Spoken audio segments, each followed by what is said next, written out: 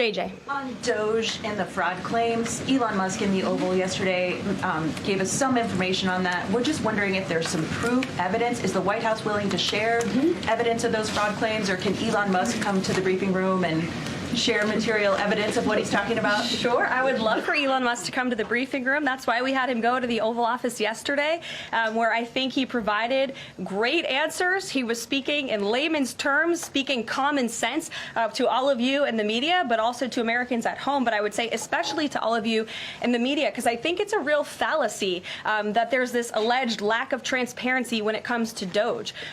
President Trump and Elon Musk have been incredibly transparent on what Doge is doing.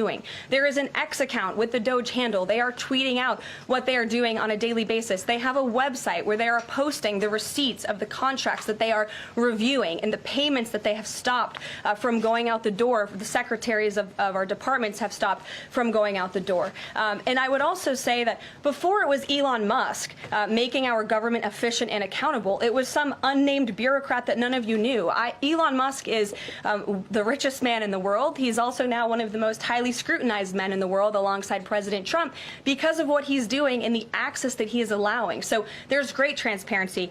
As for the actual receipts, we are happy to provide them, and I actually brought some today because all of you know I love to bring the receipts. We have contracts upon contracts that we can send and provide this information to you. Let me be very clear. We are not trying to hide anything. We have been incredibly transparent, and we will continue to be.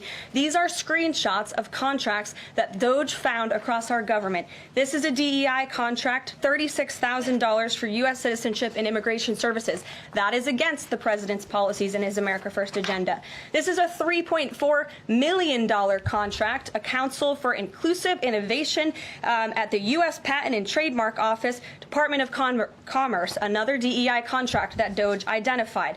I can continue to go through these. Oh, I love this one. $57,000 for climate change in Sri Lanka. What is this doing to continue the interests of the American people? Absolutely nothing.